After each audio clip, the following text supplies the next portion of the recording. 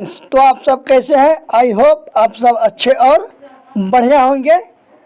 तो आज हम किसके बारे में डिस्कशन करने वाले हैं वो आप लोग को थंबनेल में देख करके पता चल गया होगा। तो आज मैं बात करेंगे कि आरआरबी जेईई 2024 में जो एग्जामिनेशन होने वाले हैं उसमें क्या डिप्लोमा जो लेटरल एंट्री से करते हैं वो क्या एलिजिबल होते हैं या नहीं होते हैं। और फिर सेल में steel authority of India limited का जो भी वैकेंसी आता है उसमें जो डिप्लोमा लेटरल एंट्री से करते हैं उसमें एलिजिबल होते हैं या नहीं होते हैं। और फिर एनएचपीसी जेईई का जो भी वैकेंसी वगैरह आता है उसमें क्या लेटरल एंट्री वाले एलिजिबल होते हैं या नहीं होते हैं। तो इसके बारे में आज हम फुल डिस्कशन करेंगे।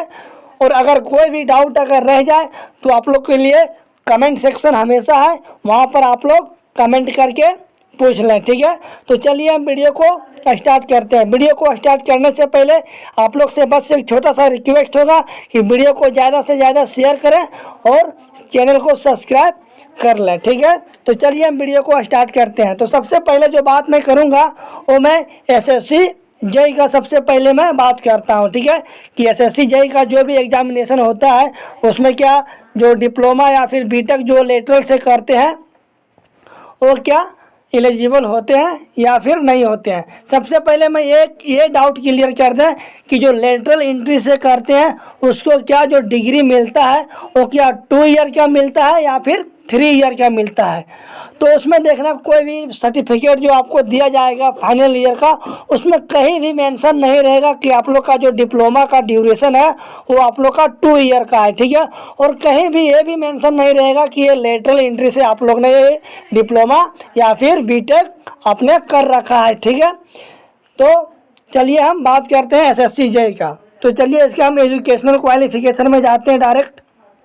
तो देखिए यहाँ पे क्या दिया गया है। सो आप लोग को यहाँ पे देखने को मिल रहा होगा degree in civil engineering from a recognised university institute of 3 year diploma in civil engineering from a recognised university और बोर्ड, ठीक है।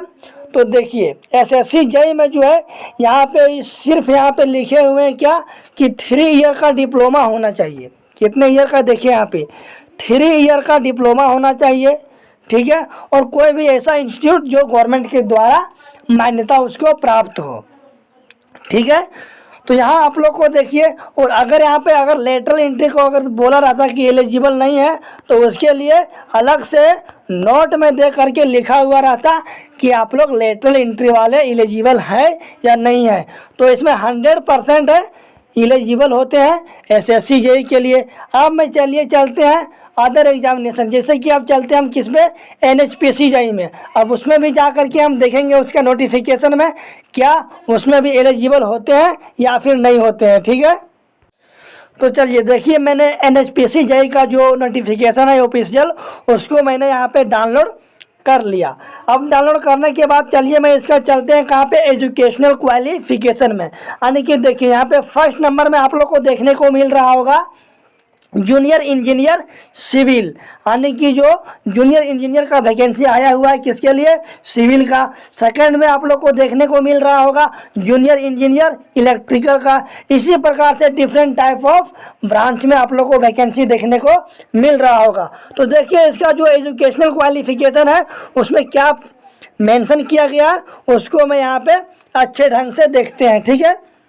तो देखिए यहाँ पे आप लोग को देखने को क्या मिल रहे होंगे। सो ये आइकन के अंदर, ठीक है, देखिए दिया गया है 3 year full time regular diploma in civil engineering from a government और गवर्नमेंट रिकॉग्नाइज्ड इंस्टीट्यूट। और उसमें कितना 60%, कितना 60% आप लोग का मार्क्स रहना कंपलसरी है डिप्लोमा या फिर डिग्री में, ठीक है।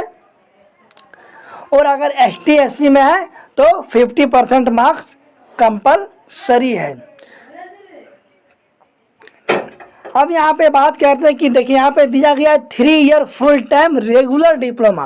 तो हम लोग क्या रेगुलर डिप्लोमा किए हैं जो लेटरल एंट्री वाले रहते हैं जो 10 + 12 करके जो एडमिशन लेते हैं डिप्लोमा में, उसको तो हमेशा यही लगता है कि मैं तो 2 साल का डिप्लोमा किए हैं, हम तो अपना कॉलेज का टाइम जो 2 ही साल बिताए हैं, तो क्या मेरा 3 ईयर का डिप्लोमा है या नहीं है। तो 100% आप लोग का 3 ईयर का डिप्लोमा होता है, ठीक है। तो चलिए इसमें जो नोट में दे करके दिया गया है वो मैं जा करके आप लोग को मैं दिखाता हूँ।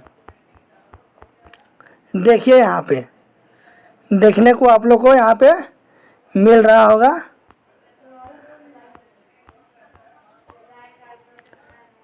दिखा रहे हैं यहाँ पे मेंशन किया गया है एक जगह पे कि लेटरल एंट्री वाले जो रहते हैं उसके लिए क्या चीज़ मैंडेटरी है, ठीक है। देखिए यहाँ पे आप लोग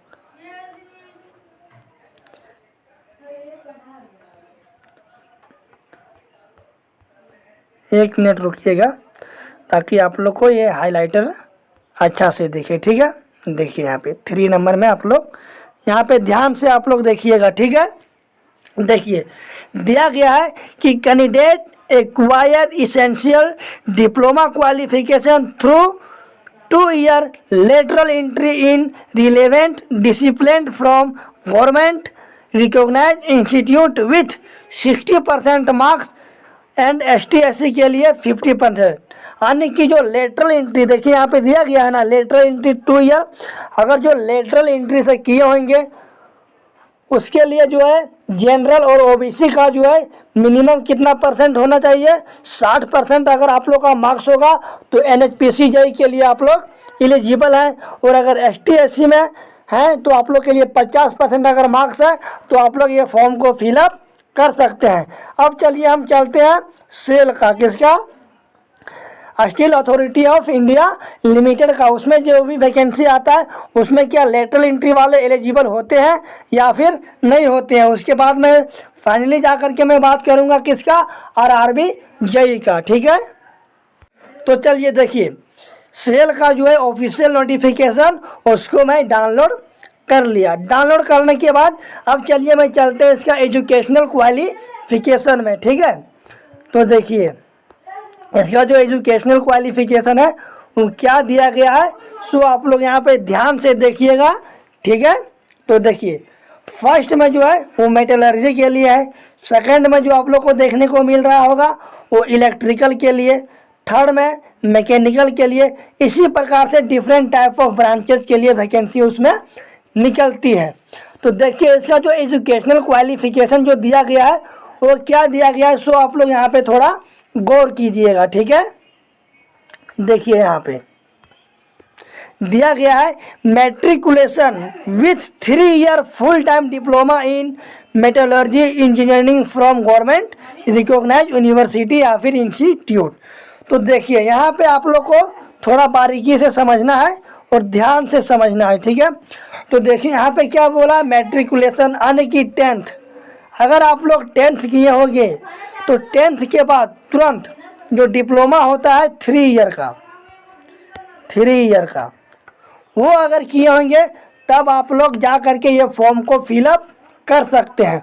और लेटरल एंट्री का क्या होता है, 10th तो ऑलरेडी वो किए हुए रहते हैं, उसके बाद क्या करते हैं, हो सकता है तो ITI कर लिए हो या फिर 12th कर लिए हो।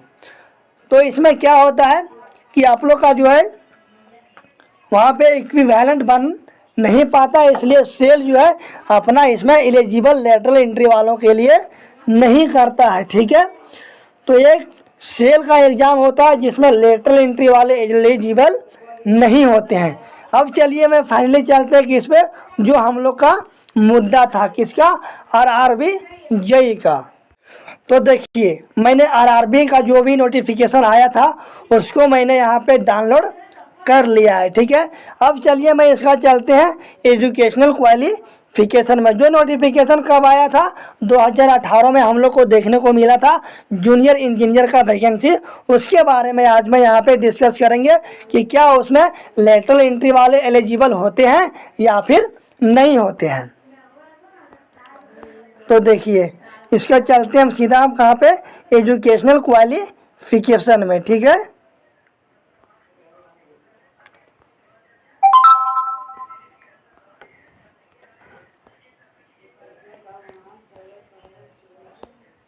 एजुकेशनल क्वालिफिकेशन, 1 मिनट आप लोग रुकिएगा, उसको मैं, तो देखिए इसका जो है एजुकेशनल क्वालिफिकेशन क्या दिया गया है उसके बारे में हम लोग समझते हैं अच्छे ढंग से, ठीक है। आप लोग को 100% डाउट क्लियर हो जाएगा इस वीडियो में, ठीक है। तो देखिए यहाँ पे जो दिया गया है इसका एजुकेशनल क्वालिफिकेशन, देखिए यहाँ पे दिया गया है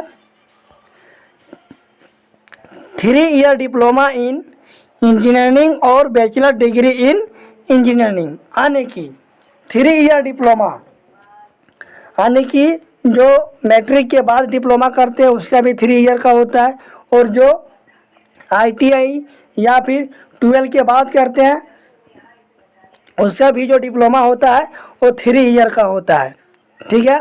तो अगर यहाँ पे लेटरल एंट्री वाले को एलिजिबल करने के लिए नहीं होता RRB को, तो जिस तरह से मैं आप लोग को दिखाएं सेल में, कुछ उसी प्रकार से यहाँ भी नोटिफिकेशन आप लोग को देखने को मिलता है एजुकेशनल क्वालिफिकेशन में।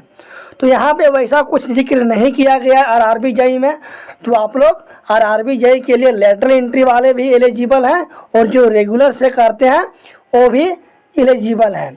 अब एक बात रह जाता है एक स्टूडेंट का कि क्या सर अपीयरिंग वाले भी ये फॉर्म को फिलअप कर सकते हैं या फिर नहीं कर सकते हैं, तो उसके बारे में भी आज मैं डिस्कस कर लेते हैं। सबसे पहले इसका जो भी डाउट होगा वो आई होप आप लोग का क्लियर हो गया होगा, और अगर क्लियर नहीं हुआ होगा तो आप लोग कमेंट सेक्शन में कीजिएगा कमेंट, वहाँ पर मैं आप लोग को जवाब हमेशा मैं दूंगा, ठीक है। अब चलिए मैं देखते हैं क्या अपीयरिंग वाले अप्लाई कर सकते हैं या फिर नहीं कर सकते हैं।